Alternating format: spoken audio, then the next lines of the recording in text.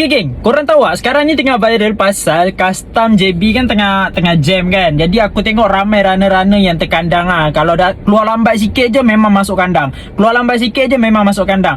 Pada aku fighter-fighter runner SGD ni memang ramai lah, memang cukup rabak lah. Sebab apa kau tengok Okay, kau nampak ni.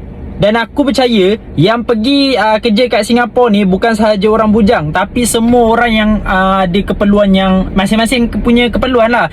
Jadi aku rasa macam ada satu lagu ni, kau rasa sesuai tak? Dan korang rasa lagu ni okey tak untuk orang yang kerja-kerja kat Singapura, yang mencari duit, mencari rezeki untuk sara keluarga, sara anak bini yang dah berkahwin, yang belum berkahwin, nak sara, nak cari pendapatan lebih untuk kahwin kan?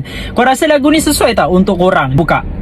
Okey, kita dengar sama-sama Subuh gelap aku gerak, lampu jalan pun layu. Wazir tunjuk merah panjang macam harapan yang tak lalu. Kerja Singapura rumah JB tengah jambatan rasa sunyi. Sambil fikir anak kecil ayah balik bila lagi. Air mata bini jatuh tiap kali aku tutup pintu. Katanya hati-hati abang, suara lembut tapi pilu. Bukan senang aku tinggalkan tapi hidup tak nak faham. Rezeki depan mata sana sini barang makin mahal. Jam panjang macam dosa, stuck berjam dalam kereta. Bos call tanya lambat, aku senyum tapi sakit dada. Hari-hari ulang drama, hidup ni skrip pun sama, tapi demi keluarga aku hadap walau luka lama. Dan aku tahu jalan ni tak mudah tapi aku tetap marah. Okay, kau dengar tak lagu tu tadi? Korang rasa lagu ni kalau korang nak dengar panjang, korang pergi dekat aplikasi Merah aku lah. Korang type je nama Helmi Gadi Official ni, korang dengar tajuk dia Demi Rezeki. Kat situ ada lagu full dia. Korang rasa okey tak lagu ni untuk runner-runner SGD? Satu hari nanti aku pun akan jadi runner SGD, tapi bukan sekarang lah, akan datang sebab aku pun duduk JB juga. Ada korang yang mana rasa lagu ni ngam ataupun tak support daripada korang, okay?